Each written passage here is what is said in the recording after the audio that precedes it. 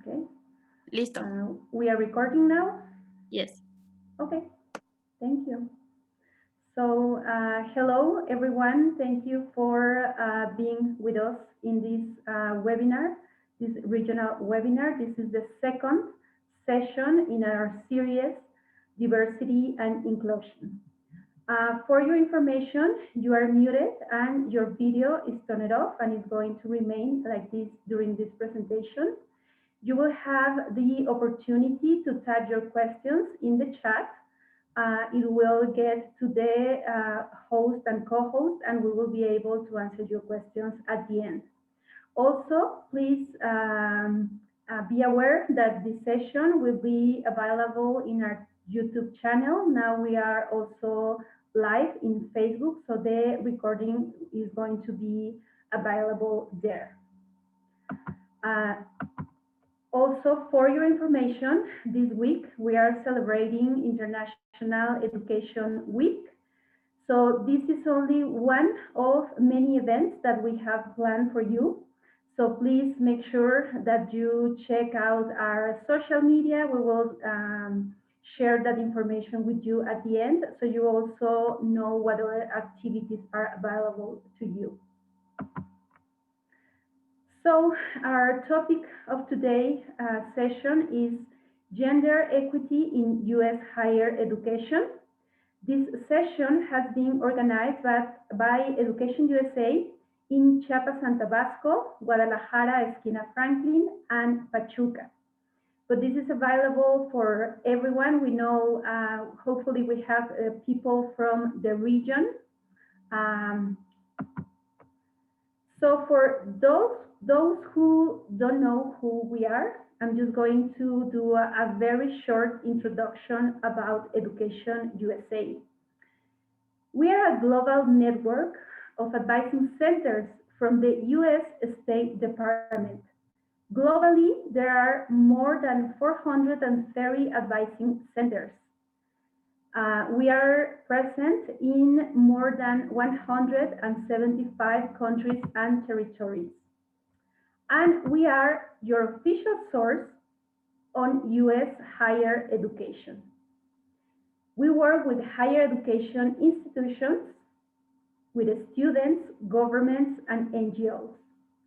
We offer unbiased, accurate, and comprehensive information about the full range of accredited U.S. higher education institutions.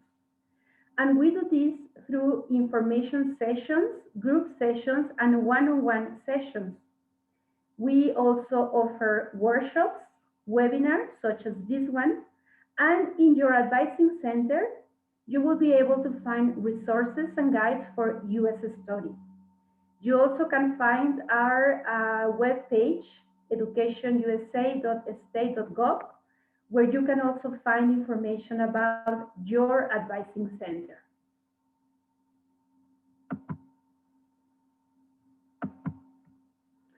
And we want to welcome our excellent panelists that we have today for this session. And I'm sorry if I mispronounce your names or the names of your institutions. I'll do my best. So Jamaica Jones, she's a program coordinator at the Women's Center at University of Louisville. I said that wrong, sorry about that. She's a U of L graduate with a Bachelor's of Arts in Sociology and Psychology and a minor in Women and Gender Studies. She's currently working on a Master's of Science in Social Work and a Master's of Art in Women and Gender Studies. Her work in the Women's Center includes social media, the Women's Center website, coordinating campus talks, programs for women on the health science campus, assisting with the planning of the student group events, such as the International Women's Day program, Human Trafficking Awareness Conference, and various other programs. She serves as advisor to the Associations of University Women, Empowering Ladies Together, UNA Women at University of Louisville, and Liaison to Women for Women Student Board. She loves to listen and dance to music, have fun adventures with friends, travel, try cultural foods, and as she said, cheers on my cards. I guess as a team, and she will let us know about that. Cadence is a coordinator at the LGBTQ plus programming initiatives in the University of Mississippi. Cadence is primarily responsible for LGBTQ programming and initiatives, as well as leading and advising a team and supporting various diversity education initiatives across campus. They hold a bachelor's degree in sociology and women's, gender, and sexuality studies from Franklin and Marshall College in Lancaster, Pennsylvania, and a graduate certificate in human sexuality through the University of Minnesota. While attending Franklin and Marshall, Cadence worked as an intern for the Campus Women's Center. Their work involved intersectionality, diversity, equity, and education, especially around LGBTQ issues and sexual and gender justice. Cadence served 2 terms with the AmeriCorps organization City Year, supporting students in an under-resourced public elementary school. Cadence is passionate about art in all its many forms, especially its roles in social justice movements. They enjoyed finding odd home decor and at thrift shops, walking, reading, writing, making art, collecting and caring for plants, and listening to podcasts. And last but not least, Jessie Perez is Assistant Director of the Multicultural Office for Student Access, Inclusiveness, and Community, and the Program Director of the LGBT Resource Centers at the University of Colorado in Colorado Springs. Among his many responsibilities, he is a faculty instructor and advisor to various cultural and identity-centered student organizations, and he volunteers for various nonprofit organizations that provide resources for underserved communities. He earned a Bachelor's of Arts in Organizational Communication, another one in Geography and Environmental Studies, with a Cultural Geography emphasis, and a Master's in Arts in Students Affairs Higher Education with a highest distinction, all from University of Colorado in Colorado Springs. His professional experience includes academic advising, teaching, consulting, education-based nonprofit coordination, grant coordination, developmental learning, and mentoring programs. He's an advocate for higher education practitioners to use an intersectional lens in everything they do. His personal research interest is understanding and raising awareness around the unique experience of folks with intersecting identities, especially those who experience varying forms of systematic and institutional oppression. In his leisure time, he enjoys the great outdoors and spending time with his partner, family, friends, and dog children. So welcome, thank you for accepting our invitation. We are so excited to have you here today. And we'll start with a question for all of you. And Karen, you can answer first. What is the difference in your experience between equity and equality?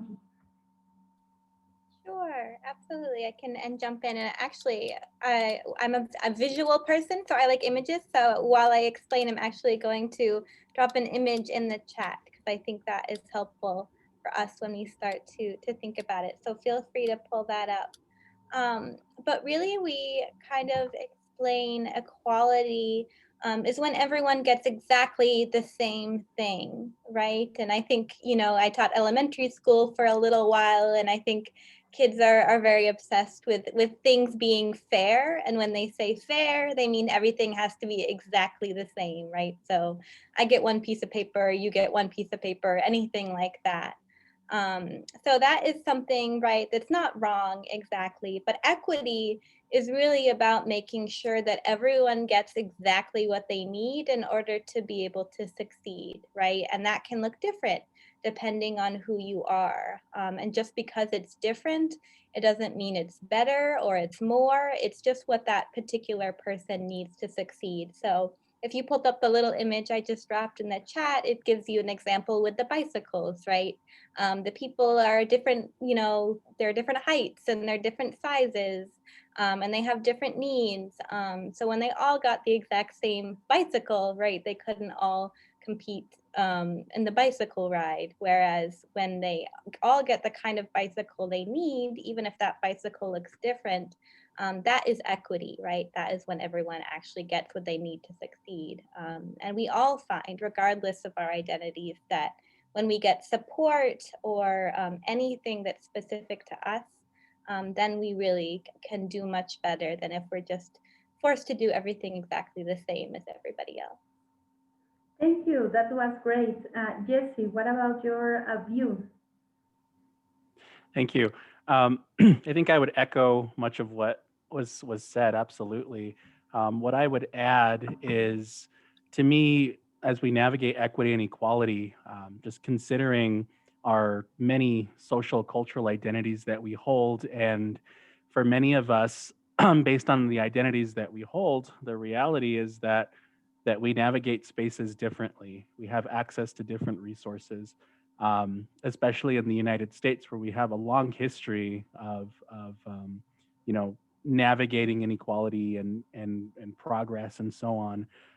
So when I think of that, I think that equality definitely means you know, opening the door to access to opportunities and resources, and that being you know, accessible to everyone, no matter your social cultural identity.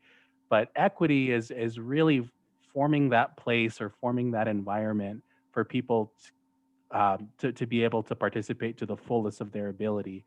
I work with many students who um, are women in STEM fields, for example. And one of the things that comes up over and over again is, yes, these companies are developing internships for women or scholarships for women, but when they enter the environment, it's not designed in a way for them to have an equal voice, right? And then to me, that's really what that means. An equitable place is not only providing access to everybody, but also ensuring that we have full access and we're able to fully participate. Thank you, Jesse. And Jimica? I could definitely echo a lot of both of what they have said as well. An image that I often see, I've seen the bicycle one, but the one I've seen the most is where there's three individuals of various heights and they're behind a fence trying to watch a baseball game. And so the first image they have for equality is they all have the same level of the box. Well, I'm a pretty short person, someone who's 6 foot. We don't need the same level. We need different levels of boxes because I'm still probably ain't gonna be able to see nothing. Well, they can. But when they had the equity, they put enough of the height of the box for each individual person. That way they could see over the fence and be able to watch the game. So like with our campus, we have this thing called the Tampon Task Force, where we provide free menstrual products to students. Well, at first, you know, when we got the administration on board they were saying, okay, we'll put them in just the women's restrooms. And we're like, no, we have trans students who menstruate. So these also need to be put in our gender neutral restrooms, our men's restrooms, which that was interesting. The guys kept taking them out, but we wanted to make sure that that access was given to all of those who menstruate, regardless of what their gender identities were. And so like what they said as well, our students come from various backgrounds where, you know, we take students to different opportunities where they may have to, you know, dress up or dress professionally. And I have students say, you know, I don't have like a, you know, power women's suit. And I'm like, whatever you feel is your best, that's what you're going to come in as. Because we understand not everybody can afford to get all expensive power suit. I mean, I couldn't if I wanted to either. But giving people the access, but also all the resources that they need to be successful, because everyone's going to come from various education levels. I mean, me and my sister, we went to different high schools, and the opportunities her high school had, my high school did not have. So we try to, you know, give students all these opportunities to be successful. Great, great, thank you. So we'll go to the next question. In your experience, how do U.S. universities promote inclusion and diversity? Jesse, would you like to go first? Sure. So I think that this is something that is rather expansive. We could probably talk all day about the differences and the opportunities centered on diversity and inclusion. But I can speak from my own lens, and that is working in multicultural student services, support programs, resource centers, and so on. Um, so generally, and it's different across institutions, but generally, it's very common that you will find a multicultural center or a women's center or a gender and sexuality center. They have different names and forms, but the idea is that diverse experiences are welcomed. Diverse experiences, not only from the staff, faculty, but also the students, make the experience much more rich and much more valuable. And as much as the higher education experience is about what's learned in the classroom, we're big believers that what happens out of the classroom and those co-curricular experiences, engaging with people from different backgrounds, of different cultures, and so on, only adds to the college experience, and that's something that is very common in the States. Great, thank you. Jamaica? Well, my office, we're in the diversity and equity offices in our campus. So that's, in terms of our campus specifically, a big piece. And we have 6 different offices that touch on different intersectionalities and experiences for students. And we're actually all housed in the same building now, and moving into a newer building next year. Because before we were kind of like isolated. We were way on the side of campus. They were way on that side of campus. Some are on a completely different campus because we have 3. But we have these different offices to provide all these services, experiences for students, but also different institutions within the university, like a commission on diversity and racial equality, to work on the policies on our campus, to ensure that all these needs are being met, making sure that we have faculty and staff that represent our student populations, which nothing's perfect right now. I mean, I think that's, especially with the current climate, I think this has been a really great opportunity for colleges and universities to really take a better look at themselves and seeing how they're not addressing the needs of diversity and inclusion, because unfortunately, it's not where it should be. Like our university, we are working on being an anti-racist institution. So instilling policies and programming and having discussions that were not being had before, the difficult conversations that need to be had. And so even talking with people from other universities, they may not be doing as well as we are with diversity and inclusion, but I know that's something across the US. All institutions are working on these things, which is definitely needed and personally overdue. Thank you. Cadence? Yeah, absolutely. I mean, I think we can always echo the fact that there is so much work to be done. And it's something interesting to talk about the states because it really can differ depending on the state you're in. But this is definitely these ideas of inclusion and diversity and really paying attention to that. And often due to student voices really calling to that is where we have seen a huge growth, I think, at a whole bunch of different institutions, and this really being a theme. I kind of think about this work in higher ed in a bunch of different parts. Obviously, a part of it is having like a center, like a physical space where students can come and feel represented and seen and heard and know that there is a staff member, faculty member that they can come talk to. So like other folks mentioned, I mean, our office, my position is also within our Center for Inclusion and Cross-Cultural Engagement. So along with that support, having a physical space, which has been a little bit challenging during COVID and the coronavirus and all of that, and having advisors. I think another big thing is really promoting and supporting student clubs and organizations devoted to certain identities and experiences where folks can come together is something that we really try to do and support.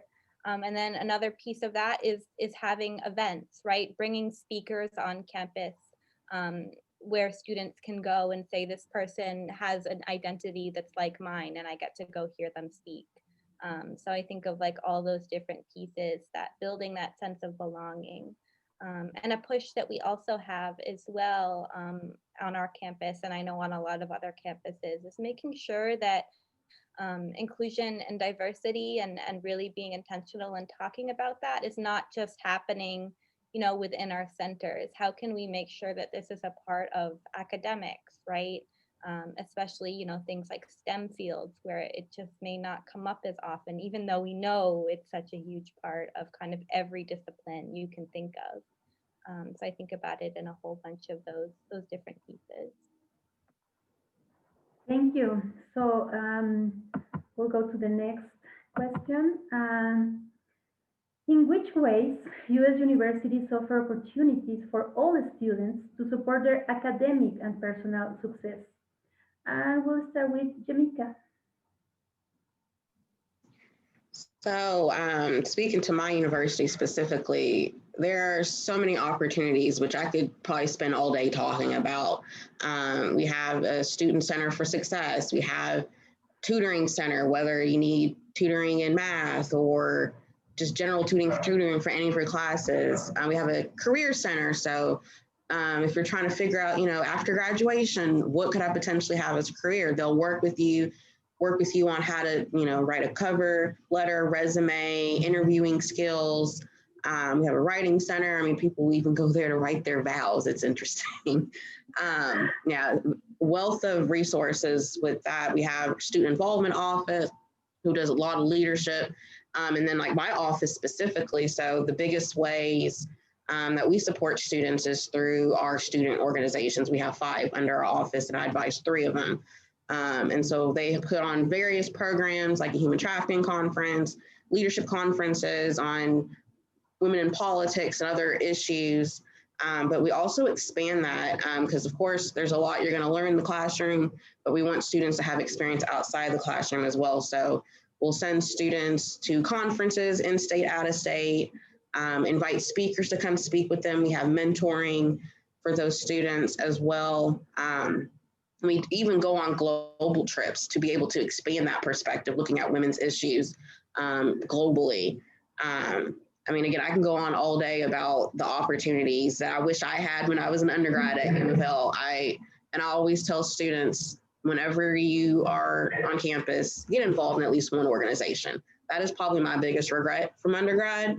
I was not involved. And just seeing the level of involvement my students have, I mean, they get all these amazing opportunities and really just build a lot of friendships that they're still having after they graduate. So that is one big way that our institution supports our students. Thank you. Cadence? Sure. Yeah, I think obviously, again, similar to what Jamika has mentioned, you know, all these different opportunities and getting involved in a bunch of different things often will afford you these opportunities. Something I think that a lot of us do who work in multicultural centers is oftentimes, you know, students are coming in and we're connecting them with a different office or department or center on campus, but through that particular lens of being aware of how their identity might be something that they feel like they don't belong in a space, and we're making sure that they know that they belong in a space and are getting the resources that they need. So, you know, they're supporting folks in going to office hours and talking to them about what that's like, because maybe someone has never done that before, and that can be intimidating, right, to our students who haven't had those opportunities to kind of be one-on-one with instructors. They don't know that they're allowed to go do that, right, and that's something that is welcome to them, and obviously using support services. So again, I think almost every institution will have a career center, you know, will have a writing center, and I think almost 100% of the time, those support services are free to students, right? And can be incredibly helpful, you know, and you can get other opportunities in terms of, you know, networking by, you know, going to things that are happening within your academic department, going to office hours. And again, some students, depending on, you know, their identities and their backgrounds, that's difficult. That feels like a barrier. There can be barriers there. So I think a lot of what we do is connecting students with resources and letting them know that they are for them as well, no matter what their identities are. Great, thank you. Jesse, do you have anything to add? I think what I would add is really kind of extending that at a lot of U.S. universities, it's very common that we approach student support through a very holistic lens, right? So from start to finish, as students are navigating their college experience, there's lots of different barriers, that could present themselves, and sometimes those are academic focused. Sometimes those are personal, right? And sometimes that happens from their family or things that they're navigating. So in addition to tutoring services and centers and mentors and all of these things that are discussed, we also place an emphasis, and it's a growing emphasis on wellness in the United States for sure. So we have free or low cost counseling services, medical services. We have leadership opportunities, and all these things are heavily funded by the institutions because we understand that students who participate and use these resources, like backed up by lots of data and research, right, that they're more likely to graduate and they're more likely to persist. So anything that a student could possibly need, there's usually some sort of resource on a college campus in the States for sure. Thanks. Let's go to the next question. Which initiatives do U.S. universities promote in order to encourage equity? And we've been talking about this along, but if you have something specific, let's start with Jesse. I think how I'll answer this one is maybe in the form of some advice. So as people are looking for institutions that they want to study at, it's important to do homework, right? It's important to do research on the universities that you're selecting to apply to. I have the opportunity to work at a medium-sized institution.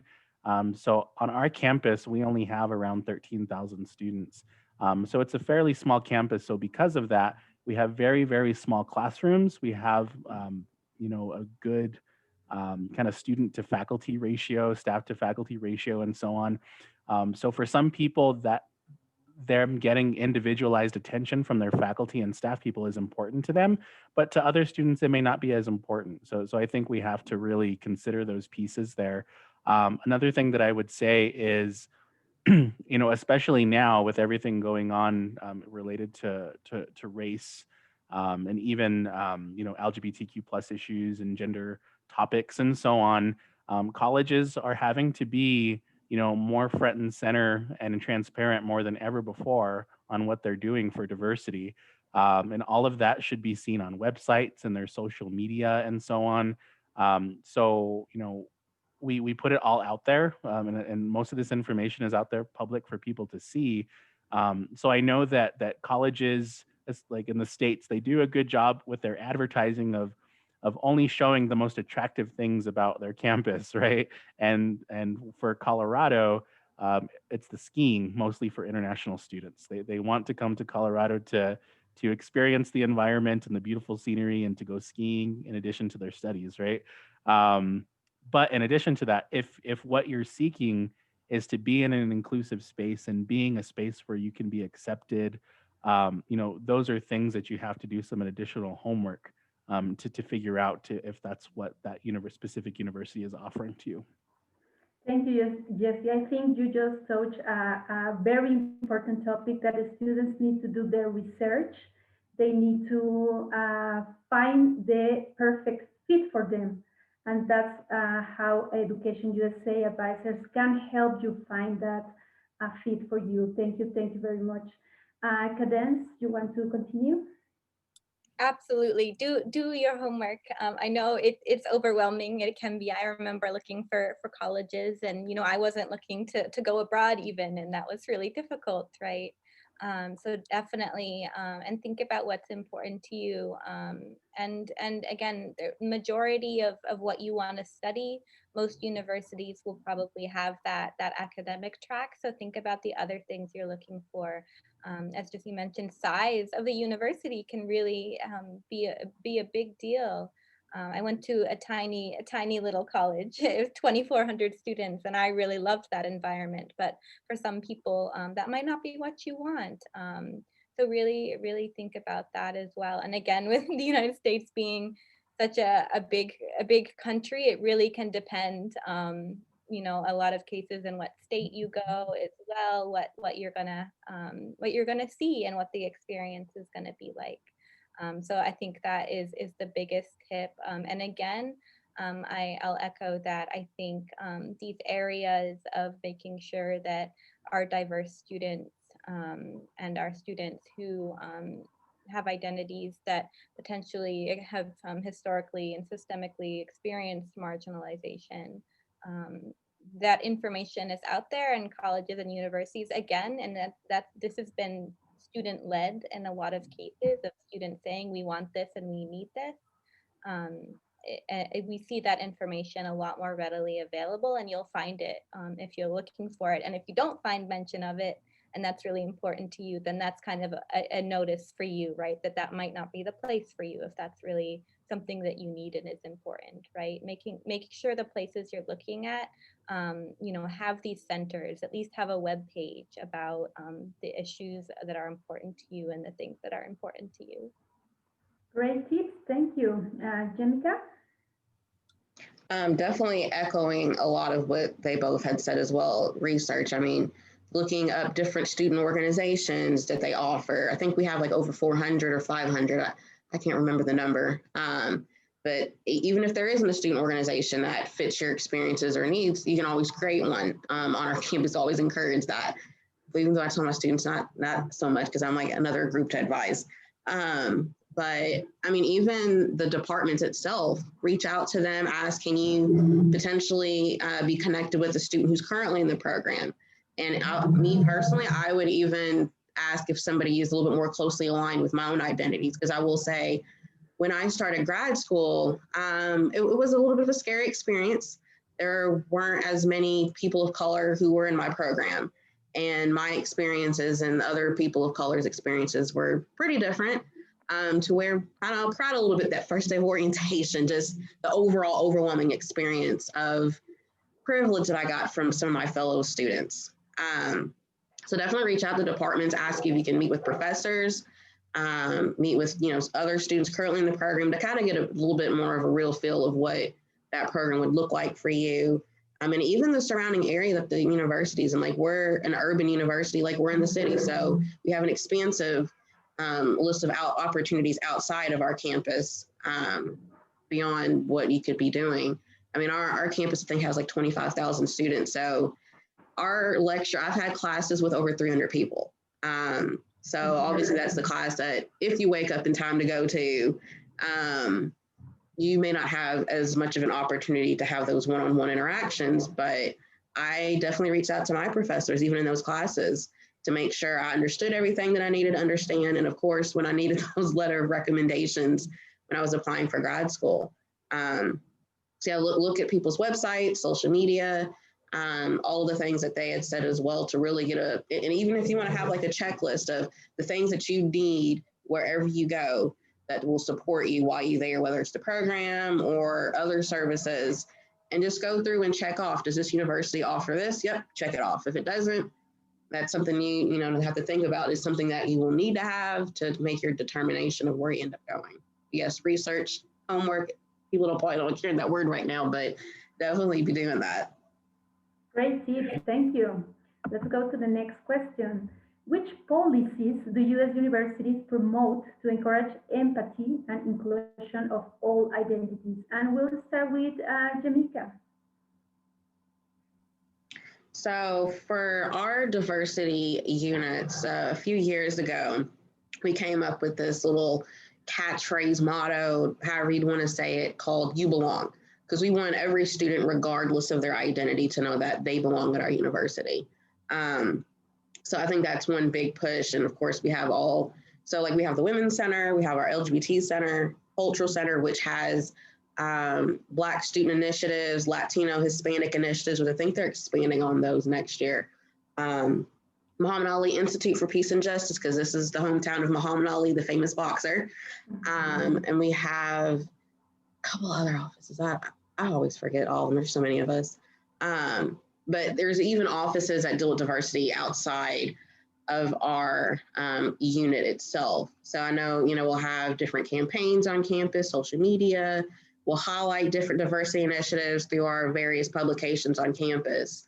Of course, could there be better work being done? Absolutely.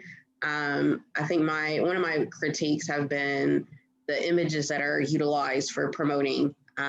They're often mainly students who are not of color or who are not representing the population that we have. So I think, that's something to take in consideration, that sometimes the images may not be fully portraying what's going on, or it could be fully portraying what's going on at some of these universities. So I think, there's definitely more work, unfortunately, to still be done, but there's still a lot of great work, I think, at a lot of universities to make students feel like they belong and they have a place on that campus. And oftentimes you have to make that place on that campus. I always tell students they have more power than they realize. I've had students shut down the campus for snow days because they realized their power in sending emails to the provost. So you guys have more power to make changes. If you don't see it happening on that campus, do something about it. Because I have students, freshmen coming in who are making changes sustainability wise on our campus already for me. So sometimes it takes, you being the one to make some of those changes start happening. Thank you. That's also great because I think there is a great difference between universities in the US where you can say what you think, you can express your opinion, you can fight for a change. This is more difficult in other institutions in our countries in Latin America. So thank you for this comment. Thank you. Jesse? Yes, so I think that I would absolutely second that as far as the amount of kind of space students have to take up when it comes to what's available to them, both academically and also socially on campus. Students do have a very strong voice. With kind of respect to policies specifically in the US, I think that there are some national policies at the federal level that all of us follow. So, for example, like Title IX and gender equity and so on. But there are also policies at the campus level and the state level. So I happen to be in Colorado, which tends to be a very liberal state. So we have a lot of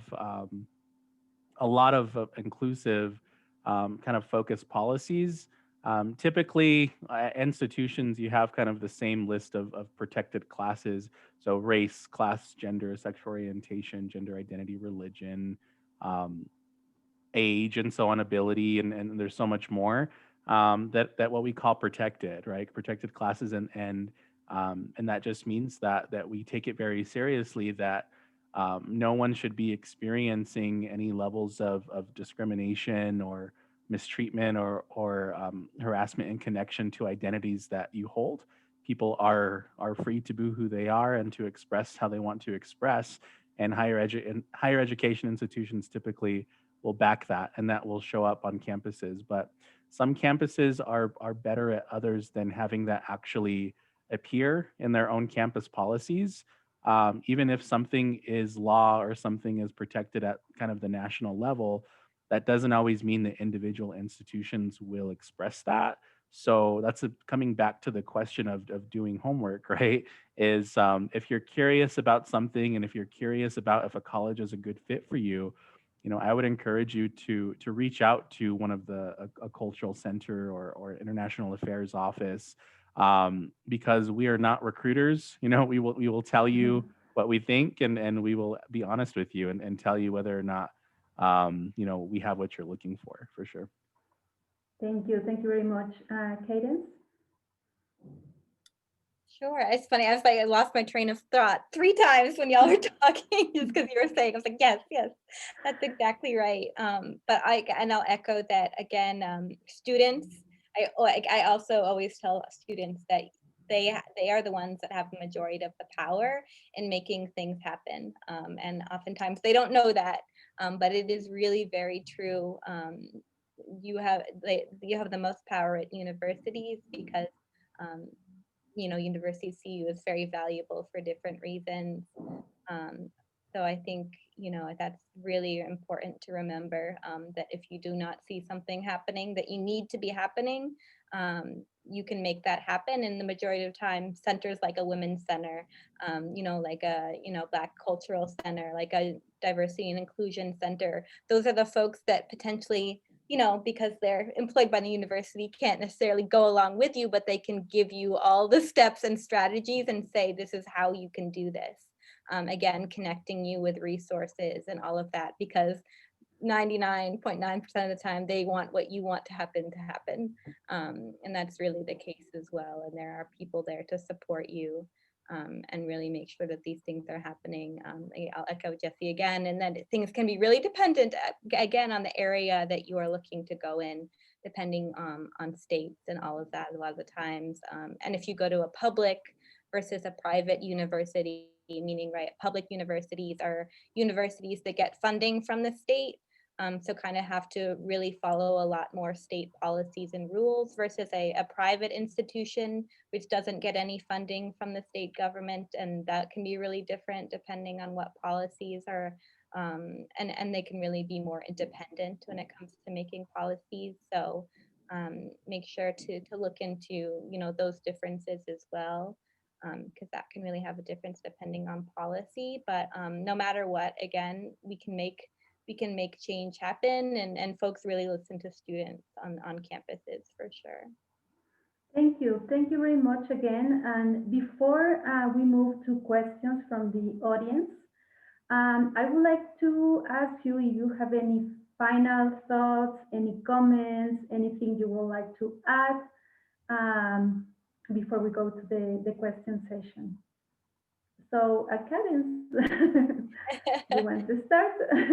Yeah, absolutely. I always jump at the opportunities to do things like this because it's really fun and exciting for me. And again, I think you will find that from the majority of folks who are doing diversity and inclusion work on campuses. So I think, like Jamika said, or Jesse, I think we all have kind of said this, of like, email those folks at the institutions you're looking at, because we want to answer your emails and your questions, or give us a call, or any of those kinds of things. That this is our job that we're here to do. We're not just concentrated on our current students.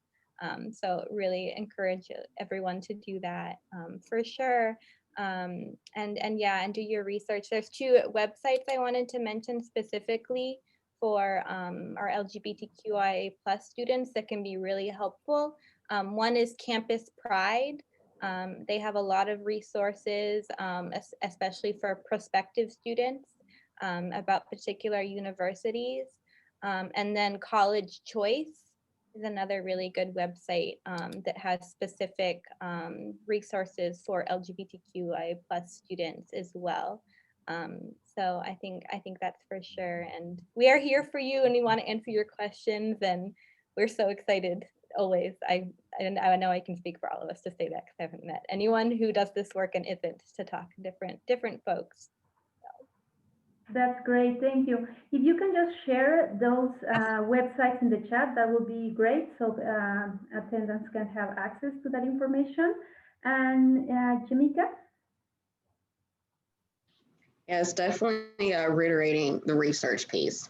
So like with my university or my state, so I'm in Kentucky, we're a pretty conservative state, and that's probably still an underestimate to say that. But there are only 2 women's centers in the entire state. And the other women's center is nothing at all like ours is. I can say, I think ours is a little bit more unique, where most women's centers will also have a piece where they talk about like sexual assault, rape. We have a separate department for that. It was born out of our office, but they realized this is a bigger issue, need more focus on it. So some universities may not have certain offices. I know some of the universities here in Kentucky specifically recently got LGBT centers. So not every single one may have one that offer those services. But I think for our university, I think it was a graduate student who got our LGBT center going. So again, empowering the students. I mean, we've had students take over the president's office to voice, not saying to do that, but that's saying that's been one tactic. We've had students on our campus too, because they did not like that they had a contract with a specific company that they felt wasn't ethical. So yeah, definitely, get involved. I'll be sharing with them a resource guide for our office, which will also, because again, I could talk all day about what my office does, because we've been on campus for 28 years, so we've done a lot over the years. But it also will include other campus resources on our campus that address various issues that might be of use to you guys if you're thinking about our university, or to think, oh, well, U of L has this, maybe this other university has something similar, just to kind of help give you an idea of some things to look into when you explore colleges to go to. But I think it's pretty much all I have. Perfect. Thanks. Jesse? Yes. So I would say, I know that I'm open to talking to any students. So even if you all wanted to connect with me, if you're looking at Colorado or other places, I can share this. This is what I'm passionate about. I have a new role as of just a few weeks ago. So I'm actually the director of our languages center. So if you want to connect with me, that's where I'm at. But again, the research piece is so important when you're deciding on a school. I have talked to so many international students that didn't do their research. And when they get to us, we may not be their favorite place that they want to be, right? So they end up spending a semester or more when they might have been happier in another place. And sometimes we're exactly what they're looking for, right? So a couple other things to note is, at least for public institutions, all of our information and our outcomes have to be public, right? So when we're talking about our retention information, our graduation rates, all of that speaks to, how well an institution does and the quality of the education that you can expect to receive. So looking at those types of reports and so on, most campuses have an institutional research type office or position. And that's something that is open and accessible to students to see. Because while most campuses will have similar programs, it's different, right? Based on the faculty that they employ, based on the structure. You want programs that are known for producing outcomes in the field, right, and publishing in the field and so on. And we know that that's different across institutions. So if you're looking to have an internship experience, or if you're planning on staying in the States and working, like, those are all questions that you have to be asking, before you get there. Thank you. Thank you for pointing that out, because I also think that's a great difference between the US institutions with other countries. The access to the information, the transparency of data. You can really have a lot of information about anything, really, and thank you for pointing that out. So again, thank you very much for this great information and tips. And I will invite Liz if we have any questions. Yes, Elvira, we have a couple of questions. And the first one is, do you think those options that you mentioned to improve the student's experience must be implemented by the university admin, or that must be promoted by students to happen? Anyone wants to answer that question? I can try. So I think that the answer is probably both and, right? There are positions on campus, and it's also, I guess, important to note that not every college campus will have a diversity and inclusion type office.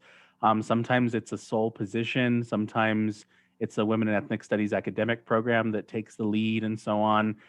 So it's very different from institution to institution, but typically it is someone's or an office's responsibility to address equity issues on a campus. So it would be their responsibility, but sometimes there either things don't progress fast enough. There's a long list of priorities that institutions have when it comes to funding opportunities and so on. So typically, especially from the public side, we have other student needs that sometimes will take priority, and often diversity and inclusion is left at the bottom because we need more advisors, for our students. We need more people in our health centers to see our students and so on. Um, and that's where student voice becomes powerful, when the students express, we're paying fees, we're paying tuition, this is what we'd like to see. So I would say that student voice is taken very seriously, but it is not just at the students' hands. There are people there, to ensure that those things are happening on college campuses. Thank you. Anything to add, Karen or Jamika, to? Okay. Yes.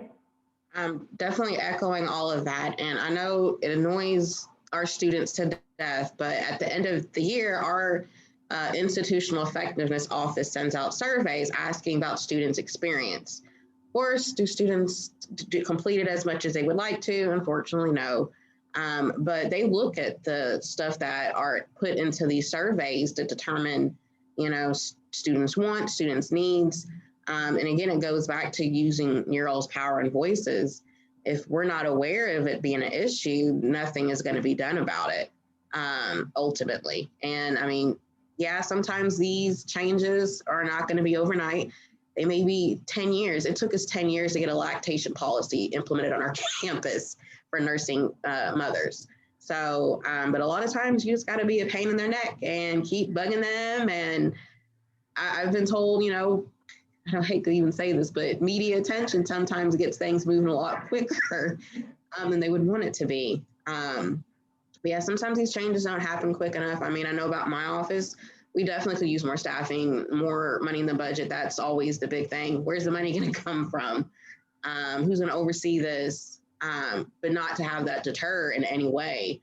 If it's a need on campus, and more than likely it's going to be not just you thinking it's a need, will be others who express it. I know a lot of our students will create petitions, and we have a student government association. That is definitely a place you can go to and voice any concerns and issues. They're your advocates. They're there for you.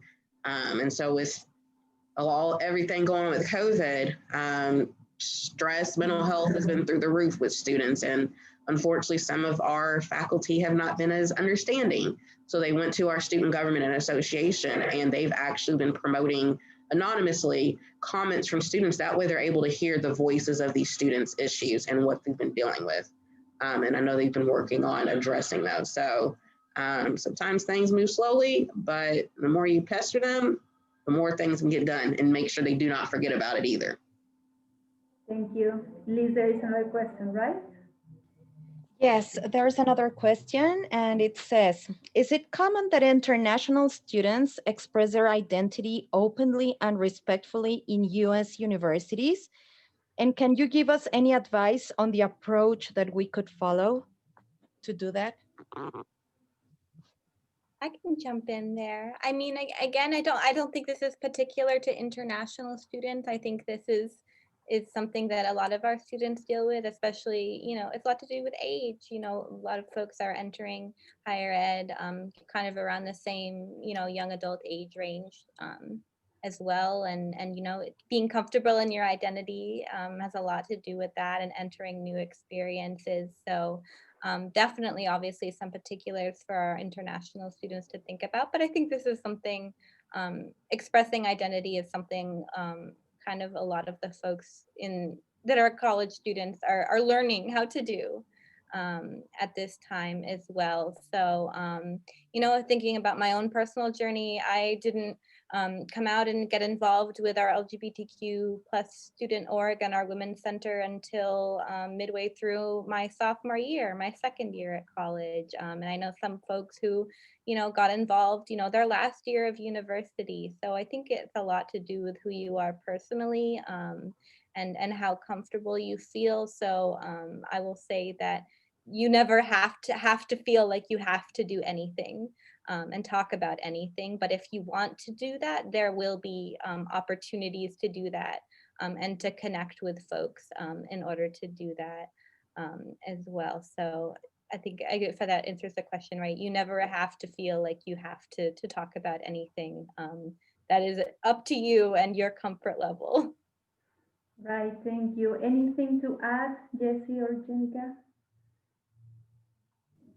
I I would say I think it depends on institution, but I would really encourage people to develop a good relationship with their international affairs or support office, or there's typically an office responsible for helping students navigate the, whether it be visa process and all of that. Those are tend to be really good resources for students to help get them connected. There's lots of opportunity on our campus for international students to share their own culture and experiences, and that's welcomed. Um, and that's where we've talked a little bit about student organizations. We have opportunities for students to host events that are kind of culturally kind of relevant to them and their home countries and so on. And the campus provides, space and resources for students to do that. I know along, other issues on our campus, because within the states, when we think about other aspects of student identity, religion is something very significant for a lot of students. And in the States, we tend to be, well, Christianity being kind of our dominant religion for the most part, but we have students of other faiths, other religious experiences that they need to observe, they have a religious observance, or they our campuses tend to be pretty open and being accommodating to students who have needs specific to their own cultural experiences and so on. But again, that's very specific based on institution. So those are the, if that's something that's important to you, that should be in your list of questions for sure that you're asking of your whoever you're coordinating with an international type office. Great, great. Yes, go ahead.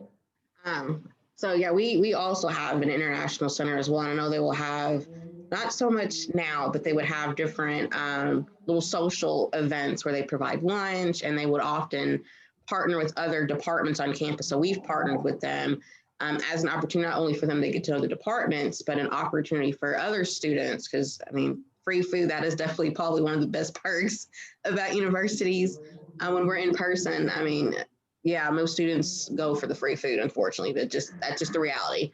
So they offer those opportunities. And like our office, we celebrate International Women's Day every year. We have different cultural foods and performances and an opportunity for people to share their culture. And then one of my student organizations, they started an immigrant and refugee monologue series where students platform to share their experiences, whether with their experience back home or coming to the US or even their experiences here. Because, again, like many of my students are wanting to learn, about these other experiences they have not personally have had. So I know we offer various opportunities to not only, learn about the crazy US culture, but for us to learn, from those who are coming here as well. Um, we have international students who've been involved with our office all the time, and even on our health sciences campus, or like our medical school, dental school, nursing. I do a program specifically for that campus that I do not do on what we consider main campus, where our office is located. And majority are international students, and it provides networking opportunities, and I provide lunch. So yeah, not every university will have these platforms or opportunities, unfortunately. But again, it goes back to sometimes, whether it's creating a student organization to start the process of creating those platforms that could eventually, if they see it being a huge need, which it should be, they could, whether it's creating an office for it. So yeah, student organizations, I think those are the biggest ways too. Yeah. Great, thank you, thank you. Liz, do we have anything else? Well, one last question that it says, well, I think with the links that Cadence already shared, maybe answers this question partially, but in case that you have any other recommendations, this is how can Mexican students connect to organizations that support equity and inclusion in US universities before arriving to the United States? I think social media is a good tool, especially if we're talking about student organizations. I think every one of our student organizations that we kind of support, who have missions related to identity, diversity, inclusion, has an Instagram page, you know, so I highly recommend connecting there. I mean, we have it, departments and centers usually have Facebooks and Instagram pages. And again, just emailing folks. A lot of times student orgs will, especially right now, is a big support. Actually, we did in our office at the beginning of the semester is we reached out to as many of our student organizations that we could on campus who had a mission related to identity, diversity, inclusion, and said, we want all of our, you know, club presidents' email addresses so students looking to get involved could, you know, could reach out, because they've all been meeting virtually over Zoom, most of them. So that's a really difficult thing as a new student, right? In general, to, you know, just log on to an online Zoom meeting. You don't always feel like you can do that. So we asked everyone to kind of share that information. So especially right now, I think everyone's promoting contact information and what they're doing as much as possible so folks know to get involved. So I don't really think we mentioned social media yet, but that's a big way to get connected and hear what folks are doing, and even see what they're doing. Again, a lot of folks post like event flyers and all of that on their social media. So you'll be able to see what they're doing right now. So that's a great way to connect and get involved. And again, when our students are, you know, in leadership on student orgs, they often are just as happy to talk to prospective students. So you could direct message them and probably hear back from a student. And I know there's other things through Education USA that connects folks, I've heard, through to other students and all of that. So that can be a big way to get involved and kind of know what's happening on campus. Thank you. Anything to add? Just briefly, it's the cultural centers, international centers. They all have different names across institutions, but typically like a multicultural center or an inclusion center. I think those are the best places to go to ask. I've had several conversations with prospective international students that will say, you know, I'm thinking of coming to study in the States in the fall. This is what I care about. Do you have any advice? You know, I'm considering Colorado. And then we can have a conversation, you know, so I think that many people are open to that. Thank you. Well, again, thank you very much for your thoughts and sharing all your expertise with us today. And just before we go, I would like to invite you, all of you. Tomorrow we will close this series with the last session, and this will be inclusion of students with disabilities in U.S. higher education. I don't know if one of the advisors may share the link for the registration link. Again, it's going to be at 5 p.m. CST, so we hope to see you all here again for the closing of this great series. And just want to share also our contact information. The website, educationusa.state.gov, you can find your advising center at your country. You can also contact us at this email, mexico@educationusa.org. We'll be happy to provide the information for your country. We have our Facebook page where you can find all our events, our Twitter and Instagram, and our website where you can find resources, frequently asked questions. So please keep in touch with us. Thank you again, and we hope to see you tomorrow. Thank you. So Anna, I think we can now say bye to everyone, and thank you again to our panelists today. Thank you. Bye-bye.